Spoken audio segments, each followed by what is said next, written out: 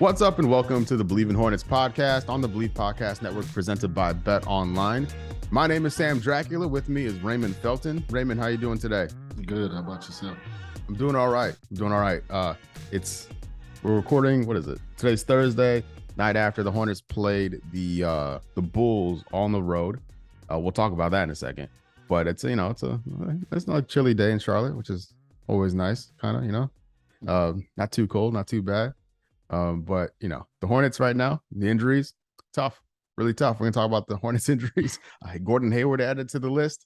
Hornets are 3-5, ups and downs in this early NBA season. We're gonna get into all of that in this episode. So stay tuned. We'll be right back after this break. The NBA season is going strong, and Bet Online remains your number one source for all of your sports betting needs this year. You always find the latest odds, team matchup information, player news, and game trends at Bet Online.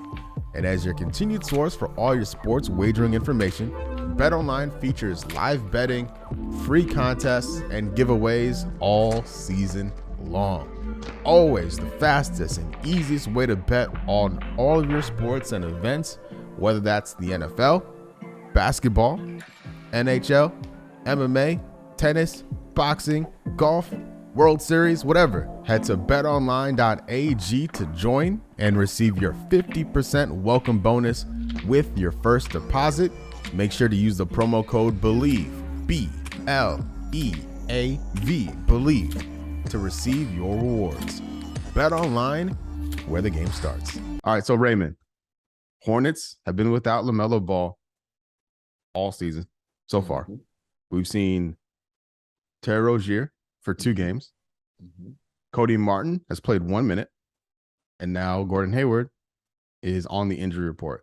He didn't play in the second half in the Chicago game last night. Left shoulder soreness. I'm going to read you this quote from Steve Clifford. He said, this was in The Observer in Rod Boone's article, so credit to them. He says, if we have Melo, Terry, or Gordon, we can win, but you can't play without all of them. And those are the guys we play through, so it makes it hard. I'm not saying we can't win a game, but it's going to be hard. Like, genuinely, the 3 best players on the team are on the shelf at the moment. Yeah, Hayward's injury doesn't seem that severe. Right. What are your thoughts on this current Hornets injury situation? It's tough. Everybody understands that, if you have certain injuries that can dictate your season. So with that being said, I mean, you got your top 3 guys out. You know what I'm saying? Like, what are you supposed to do with that? As a coach, you going into the season with your top 3 guys, your top 3 playmakers, your top 3 scorers, just your top 3, just everything. So what do you do with that? So I understand what coach is still being optimistic, saying that we can win games, but it's going to be extremely hard to win in this league without your 3 best, not one of them. That's tough. Any coach, I don't care who you are, I don't care what system you have in place. Without your 3 best players, you still gonna struggle, and they're gonna probably be in games because they still got a very talented team. They got some young guys that's gonna be optimistic and ready to play and looking for their moment for themselves. And who knows? They might go out there and get a win, and that would be a plus. That would be great. But let's be honest here. Gordon Hayward, Terry Rozier, LaMelo Ball. You look at that and say they're gonna win tonight. There's no way. It's no way. That's just what it would be. You know what I'm saying? But hopefully that's how somebody come in there thinking that, oh, these 3 guys are out. We gotta for sure win and take those guys lightly, and they go ahead and and bust them up and get them a good win. So let's hope that happens for them. Yeah, like the lower rotation guys getting extended run, like that can only work for so long, right? Mm-hmm. We've seen this team rally without LaMelo and Terry, right? And some big wins during the season, but that can only last for so long. And at some point, the bottom's going to fall out, and then losing Hayward we'll see how long. I don't want, like, Hayward. It's not a rip, it's not a tear, it's not a strain. Like, it's not that serious. Hornets play tomorrow night. We'll see what the status is for that. And then also with Terry and Cody, those guys have been going from questionable to out pretty much every game so far. So it seems like they're kind of nearing a return. LaMelo has always been a definitive out on the injury report since the season started. So I feel like my gut feeling says Terry and Cody will come back before LaMelo because they seem like inching closer. These guys are traveling with the team. They're not practicing, excuse me. They're getting involved in shoot around and things like that. So they're still like around. But even when they do come back, there's still going to be a like an integration process, right? Because LaMelo hasn't played with this team. Like we don't even know what this team looks like. Nobody knows what this team like really looks like when it's fully healthy. We haven't seen it yet, and let alone the players from a chemistry point of view. Like I'm no doubts LaMelo can get meshed in with this team. But when we'll talk about it when it happens, but like, is it fair to expect some type of kind of like feeling out period when the team does get fully healthy again? Yeah, of course. I mean, you gotta understand they've been playing with Terry at the point, Dennis Smith at the point. LaMelo is, a totally different player than both of those guys, And with that being said, now you got to move Terry back over to being a scorer and a playmaker instead of being a playmaker first, then a scorer. You know what I'm saying? So, it's just, I don't know, when you got roles that keep switching around, it's just have to get guys back comfortable and just, but guys like Terry, they understand this league. They're not young. They're not rookies. They're guys that have been in the league, played at a high level, played on good teams, played in the postseason. So I expect guys like him, Gordon Hayward, those guys to really be able to, figure things out quickly. You know what I'm saying? LaMelo, of course, he's still young. Everybody understands how good he is and how great he can be, but he still has a lot to learn. Still has a lot of basketball to play. And I think he'll have a problem gelling back with guys at first more than the others because they've played this game a lot longer. That's just my opinion. And but hopefully, like you say, it shouldn't take too long, and they can't afford for it to take too long because this league is so good. As you can see, it's a lot of teams that people thinking is an easy win, and you can get beat. You playing the Detroits who been struggling for some years, and they will beat you if you go in there the wrong way or take them lightly even on the road. You know what I'm saying? So you have to really be ready to play, and you have to be conscious of that when you play Charlotte too. Now, just because they got 3 guys out, they still got some talented young guys over there, so you better be careful. Yeah, and I think Jalen McDaniels, I think for me, will be the guy to watch out for. This guy's been shooting the lights out. Not so much last night, a bit of an off night for him, but 50% from 3 so far this year from him on 3.5 attempts. So him getting more minutes, hopefully getting more shots, could be a blessing. Him seeing what he's like capable of in a bigger role. I imagine he'll be in the starting lineup if Hayward isn't around. Him and Oubre, or Jalen and Oubre specifically, getting extended run with the starting group. I assume we'll see what happens tomorrow. But Jalen McDaniels, if there's a winner, quote unquote, in this scenario, I think it could be Jalen McDaniels with Hayward missing time because I think he's been really good defensively too. And Jalen is one of those guys who's a product of the developmental system here, which we'll talk about later with Mark Williams and Bryce McGowans getting sent to the Greensboro Swarm. It's a process. These guys need run, and it just takes time, and it's working out for the guys who stick with it, who buy into it. So McDaniels is someone to look out for. And for a while there, he was leading the league in 3-point shooting. I think it was like 60s or something, 60%, I think, going into last night. And now he's just down to 50, which is still pretty good. So we'll see what it looks like with more exposure. I'm excited to see him get some extra run. But yeah, so hopefully we get these guys back on the court sooner rather than later. Hornets are officially 3-5, 12th place in the Eastern Conference, 74 games left in the season. I just want to emphasize that. It's a long season ahead of us. So when you look at like how the league is shaping up with the Jazz being 6-3, right? The Spurs 5-3, or even the Bucks is 7-0, like a lot can change in a short amount of time. I think Jimmy Butler even said like the other day that the Heat are they're 4-5 right now. I think they were like 2-4 or something like that, or 2-5 whenever he said this. Like they still he's like, we can still win the title. Like it's not over, even though you start off poorly, or if you start off well, things can go in any direction with how long the season is. So be patient, everybody. Be patient. We'll see what happens with the squad. But yeah, off last night. Hornets played the Bulls. The Bulls are coming off a back-to-back against the Nets, where Zach LaVine went off against that Nets team. I was a little worried. I was like, oh no, Zach LaVine heating up against Charlotte, and I wonder if there's a bit of a hangover for that team, for the Bulls, because that game, like the Bulls Hornets game last night, wasn't good. Like there was some sloppy basketball. Neither team was shooting particularly well. And the Bulls just flipped the switch in the third quarter and just took over from that point on. But yeah, and the Hornets have. I want to get your thoughts on this. I was going to ask you straight up, because the Hornets have been struggling to defend the paint, like among the worst in the league. And then the flip side of it is the 3-point shooting. Defending the 3-point shot has been one of the better. The Hornets have been one of the better teams with that. Not so much last night, because like Javonte Green just went off out of nowhere. Like that, he shoots like 20% from three, and I think he had like 3 or 4 last night. So this is one of those games. But is that a deceiving stat when you have like because if I'm looking at the scouting report, like, all right, this team is allowing a lot of points in the paint, so that tells me we should get into the paint versus settling for jumpers. Like, yes, the perimeter defense statistically has been good, but that's because you can get into the paint really easily. Mm-hmm.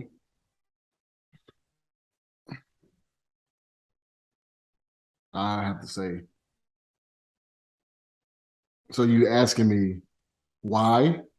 Yeah, so it's like it's just looking at the numbers, right? And I want to give the team credit for defending the 3-point line, right? Right. But are they, at the same or are time, they more of getting into the paint more because you can? It's a better shot. Like it's a higher percentage opportunity given what other opponents have done to them. Because like the Hornets getting killed on second chance points as well. Okay, so that was gonna make my point. That's what I needed to hear. So my point on that is, if you're looking at a team that can defend the 3, but basically they have no shot blockers. So obviously you're gonna get in the paint, try to get layups, you're gonna get floaters, you're gonna get offensive rebounds. So hey, you gotta throw a young fella in there. I love Plumlee. Mm-hmm. Great player, been in the league for a while, understands the game. But sometimes you gotta put them young boys out there, because to me, though, both of them are both, Richards and Williams are 2 better shot blockers. You gotta go with your young boys and see what they can do. No offense to Plumlee. Plumlee's been there for a while, and if you got something that's down, you got to try something new. Mm-hmm. And I mean, it's just what it is. You can't lose with it. It's not like he's coming out scoring like a Jokic or a Vucevic or a Joel Embiid. Like, he's not a big that's going to give you those type of numbers. He's a big that's going to be solid. He's going to set screens. He's going to roll hard. He's going to rebound. He's going to do his best to defend. But let's be honest, he's not the best defender. So, with that being said, you're gonna have to give Richards and Williams a chance to better that particular stat. The paint. Because Mark Williams is a great shot blocker. He was in college. I'm pretty sure, if he, with enough playing time, he can be that as well in the NBA. I mean, Nick Richards, just how athletic he is and how tall and long he is, I'm pretty sure he could protect the paint a little bit better. So, I don't know. Like, as a coach, that's what I would do. But they got a great coach over there. Maybe it's a process, like you said. Those young guys, they up under their, the Charlotte's program, and it comes with time. But sometimes you have to throw these young guys in the fire. That's why you draft them so high. Once you draft them that high, they got to be prepared to, be put out there and put in situations. So I don't know. That's just my opinion. I will actually try them to see, does that particular stat gets better? Because if that particular stat gets better, as you are playing better defense, protecting the 3 in the perimeter, then if you're able to protect the paint, then you go from, a decent defensive team to actually a pretty good defensive team. So, and that helps as well to win games. And it helps when you got a lot of guys out as well, too. So, yeah. I don't know. So that's something to look at as some of these guys are out, to see if they actually give the young fella some minutes. Yeah, because to the Hornets' credit, they are 7th in the league in blocks per game, but they are. But as far as the points in the paint goes, they were going into 2 games ago they were the 30th. Now they're 24th in the league. So there's improvement there. It's a 4-point swing. Utah is the worst at opponents' points in the paint. But yeah, like it's like the Hornets and the Hornets numbers are so strange, man. Like this year, like they're on that. I think honestly that's how you become an average defensive team, which for the Hornets at this point in their timeline is okay. Like while you're trying to like shore up both sides of the ball, the Hornets overall are 13th ranked defense, and so you're gonna have like these stats that are really good and these stats that are pretty bad. That's how you end up pretty average, right? Because even like they're the best at defending fast breaks, right? They're giving up 9 fast break points per game, right? This team is hustling. That the effort is there. It's just for whatever reason, I think it's a second chance points if I'm honest with you, because like they're pretty low on the list. Because this team will work hard to get one stop, but we see a lot of tip-ins, things like that, like opposing team getting a lot of easy buckets off misses, especially. So to your point with Mark Williams, let's talk about that now, actually, because the center spot, Nick Richards is having a really good year off the bench. I'm looking forward to see what he does, if he can crack into the starting 5, what he does with that opportunity. Plumlee has been pulling off some wild highlights in the last couple of games, just out of nowhere, just putting the ball on the floor, making stuff happen. In 2K terms, he's spamming the right stick out of nowhere. Not mad at it, at all. But Mark Williams assigned to the G League Swarm, the Greensboro Swarm. Not surprisingly, he's not playing outside of garbage time, and he needs to practice regularly, needs to play regularly. So while he's there, I assume I think it's safe to assume he'll be traveling a lot between Charlotte and Greensboro until there's a roster change, or if there's it's going to take a roster change, I think, with involving Plumlee. Plumlee's 32, I think 33, something like that, and a contract year. He's not the future of the team. Mark Williams is. The Hornets have Mark's best interests in mind, but like you, like I want to see Williams play. Like he's a 15th pick in the draft. Like I want to see what we got here. But it's for whatever reason, it's gonna take some time for him to get in the mix. Well, I think taking him down to the G League is going to be good for him, just to get reps. To not just be sitting there and not playing and just practicing, because sometimes you can't get a lot out of practice in situations you got to be in game, like play. I guess go down there for a little bit, get some reps, depending on how the season go. If this guy's going to be your future, and with Plumlee having a contract year, I guess, they're trying to do right by him as well, to play him and give him the opportunity to, further his career as far as playing, get him a new contract. So I respect that. The Hornets doing that. But at the same time, at some point, you have to, as a team, you have to think about your future too. So we for sure will definitely see some of Williams. Maybe not that soon, but soon. Yeah, it's time will come. It's time will come. Yeah, soon. And so going back to last Friday, that was really like the first. So Hornets versus Orlando 113, Charlotte 93. This game. So if you don't know, I do live streams during Hornets games. Just kind of talk about them with a live chat as it's happening. And up until that point, it's been great. Like even in losses, the team was making good decisions out there. They're playing good basketball. This Orlando game was the first time I wasn't having fun watching the Hornets play up until that point in the season. Partly because Orlando just was bringing it. Like Paolo Banchero is an animal. Like I couldn't believe what I was seeing out there. He just ran over Plumlee at one point, like he was a fullback. I was like, what's going on? And the Hornets just weren't there. And it just had thought going in, I was like, all right, is this a trap game? Orlando was winless at that point. The next night they played, the Hornets were hosting the Golden State Warriors here in Charlotte. And I just want to chalk it up to it being a trap game, because against Golden State, a completely different scenario. Like guys like PJ and Gordon Hayward in that full game, they matched their output in the first half of the Magic game. Like I think Hayward had 11 shots in the entirety of the Magic game, And in the first half against the Warriors, he hit 11 shots. Like the intensity, PJ Washington was bringing it in a different way we hadn't seen up until that point. So can you talk to me about like that mentality as a player? Like when you have like a trap game, so to speak, when you know you have a big game the next night on a travel day. So Orlando one night and then Charlotte the next night. It's tough sometimes because you do, guys are guilty, and so as myself, looking forward past somebody else, because you got a big game coming up. You got LeBron James and the Miami Heat coming in. You got whoever. Back in my time, it was the Boston Celtics team. The Detroit Pistons when they was tough.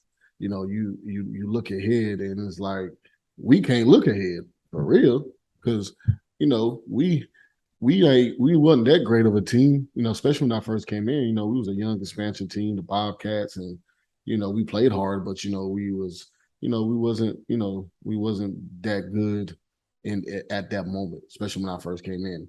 We was very talented, but we was just hard for us to win games. Put it like that. We'd be in games, but it was hard. So with that being said, you're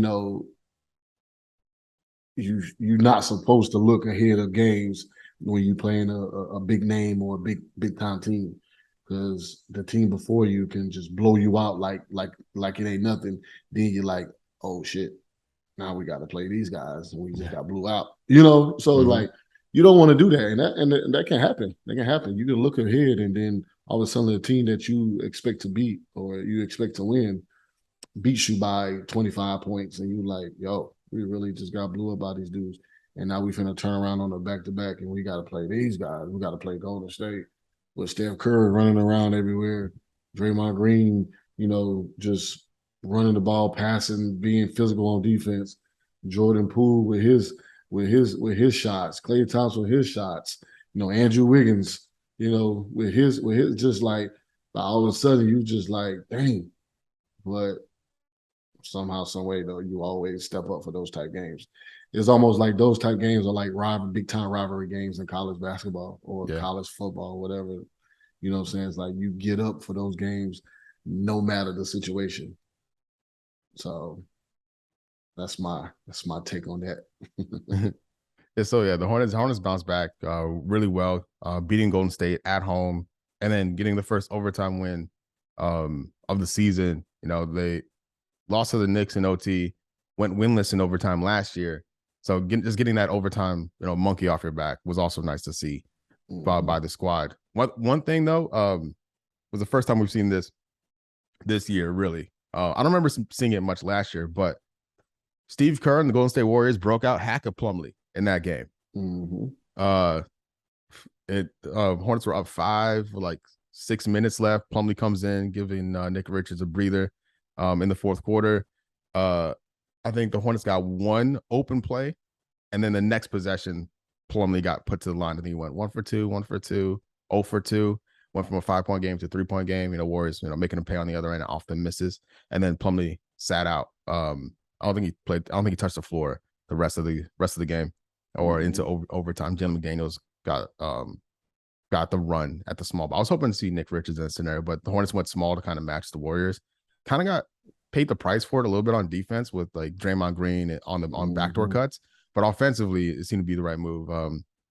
Dennis Smith hitting a game tying layup and Hornets getting it done in overtime. So, what do you think of? Have you been on a squad where they've broken out like the Hack-a-Shack or Hack or whoever? Have you had any teammates that were getting targeted like that, or been on the other side where we're trying to get a guy on the line in late game situations? I'm trying to think. I played with DeAndre Jordan, and I know they used to do that to him sometimes in games. I'm trying to think, did they do that to him when I played with him down in LA? Maybe so. Maybe with DJ. Might have been the only player that I kind of experienced that with. And it's crazy because it really throws you off. It throws your rhythm off when they just follow for no reason to put a guy at the free throw line to really break your rhythm. That's what they're trying to do, and it does. You know what I'm saying? So luckily, Charlotte, those guys kept it together and was able still to will that win through. It was a big win. Steph Curry after the game said he was kind of guilty of trying to play too much hero ball, being back in Charlotte, and being Steph Curry, like taking some shots he probably shouldn't have, self-admittedly. But big win for the Hornets, and the Warriors lost to the Pistons, I think, the next night. So and then to Miami the next night. Yeah, so not a great road trip for them. And they got another tough one tonight because Orlando, like I tell you, Orlando ain't nobody to sleep on. I like the roster a lot. I like Orlando's roster a lot. Once they get healthy again. I like they start a lineup. Yeah. Think about their lineup right now. Terrence Ross, 6'7". What's his guy? Frank Wagner. Franz Wagner. Franz Wagner. Wagner. Yeah. How tall is he? 6'9". Yeah, 6'9", 6'10", right? something like that. Yeah. Okay, 6'10". I'm gonna say 10. I'm gonna give him the highest 6'10". Yeah. Bankero. Yeah, 6'10". Yep. And Bobo. He's 19 years old. Bankero's massive. That's what I'm saying. Bobo, man. 7'1". That's what he's starting right now. Yep. Wendell Carter. How tall is he? 6'10", 6'11". Yeah, something like that. Yeah. Hey, come on, man. Think about that lineup. They point guard, or I don't even think he plays the point. Yeah, Bankero's like throwing lobs to Bobo. Like, that's not fair. Like, listen, man. Stop that. They are big. The only thing that might hurt them versus Golden State, can they defend the three? Yeah. Can they defend the 3-point line with those tall guys like that? They are athletic, though. They are long. Mm-hmm. Won't be too many points in the paint. But Golden State, believe it or not, they shoot a lot of points in the paint because of how well they shoot the three. So this game will be interesting. But also, I want to see this game because Golden State has lost 3 games in a row. I haven't seen them do that in a very long time. Yeah. They have lost 3 games in a row. So it'll be interesting to see. They really need this win. I don't know if it's their last road game going before they go back home or not, but they really got to have this win for them, just to get off this losing streak. Yeah. But also, you're going into a game that these young boys play hard. They play good, man. So, it's gonna be a tough game. I'll be tuned into that tonight for sure. Yeah, no, that's a good one. That's a good matchup too. I like that. So the last game I want to talk about is against Sacramento. Hornets lose. The Hornets up 15 points going into the second half. That was a weird one too because De'Aaron Fox left the game, I think with a knee injury. And Kevin Huerter, big acquisition for the Kings in the offseason. Davion Mitchell, I love him, man. Like, we knew what he could do defensively coming into the league. But Mitchell and Huerter linked up to go 10 of 16 from 3 in that game. Mitchell has this crazy like rainbow jumper on him. I like him a lot. I don't watch a lot of the Kings, admittedly. Only really when the Hornets play them because of the time difference, whatever. But Mitchell always looks nice every time I've seen him play. What do you think of him and his future in the league? Because I think he's a bit undersized, but I think Mitchell's really tough, and he has one of the best nicknames in sports. Off night, like off night. Jalen Brunson said he was the hardest guy, or he's the toughest defender he went up against. So like Mitchell's earning a rep for himself, and I like his future. Mitchell is going to play a long time in this league because he plays defense. He picks you up 94 feet, something that you don't see no more. You know what I'm saying? And like, it's legit. It ain't no pick you up 94 feet and I'm following you and grabbing at you. I'm getting in foul trouble. Like, he's actually playing defense on you. Like, he makes it hard for you. Like, he's not going to make it easy. You might score on him because, that's just how this league goes. People can score. That's why they call them NBA players. They're going to put the ball in the basket. But after you play against him, you're going to like, hey, man, I don't want to play this guy no more. I'm glad we ain't got them back on the schedule. Or, man, I'm glad we only got them one more time, especially for the guys that's on the East Coast. You know what I'm saying? But, to me, I think his biggest, step that I've seen that he's gotten better offensively. Like, and that's a plus. Like, he was very dominant, very good in college. Big reason why they won that championship. But then you come into the league, a lot of guys tend to struggle. And he did partially at first, but then he caught on very fast. And it just shows the testament of how good he is and his hard work, because he's a gym rat for what I hear. And just his desire to just be good, his desire and his love of the game. That's what I see when I look in his eyes. He has a passion and a desire to play basketball. And that's an art that's missing so much in this game. A lot of people play it just for what it brings and what it's for, but it's hard to see that desire and passion in guys' eyes. And he's one of those guys that have it. And I love it. I love it. Big fan of young fella, man. Big fan. Yeah, like he's really fun to watch. Really fun to watch. Two other things quickly from that game. Malik Monk returning to Charlotte. Always still weird, still very weird seeing him in a different jersey. But I think Sacramento's a good place for him. And PJ Washington in that game. I don't have his stat line in front of me, but just anecdotally, Ashley Shamity, the sideline reporter for the Hornets and Valley Sports, was listening into the huddle, hearing what Steve Clifford was telling PJ. And Steve Clifford was bigging PJ up, like gassing him up, saying, no one on this team can stop you. Like, get after it. And we saw repeated drives from PJ. Like, he really upped the aggression levels from the Orlando game into the Warriors game and then continuing it into the Sacramento game, which I like to see. Like, PJ's been playing very well since that Orlando game.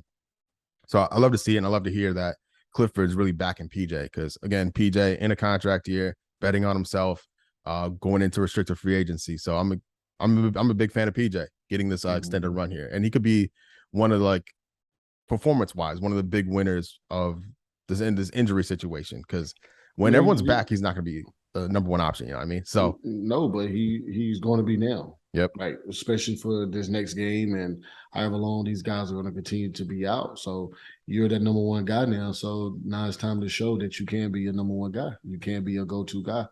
And coach is already giving you that confidence, you know, even with those guys, some of those guys being there. So now that none of them's there, now what you gonna do, young fella? Yeah. Yep. And then also just, you know, depending on how long Hayward's out, could be an opportunity for McGowans to get some run too. We'll see. We'll see if they call him back up from the G League. But I'm a big PJ believer, and I believe now with the injuries we have, he's the longest active tenured player right now. Like since he's been on the roster since when he was drafted in 2019. You know what I mean? So that's how young the team is. But he's a vet on the team at this point. So we'll see. Funny. So we'll see, man. The Hornets take on the Grizzlies tomorrow. Which Grizzlies have been struggling defensively, especially without Jaren Jackson. So maybe the Hornets can take advantage of that. John Morant is still John Morant, so we'll see how that goes. Before we look ahead too far, actually no.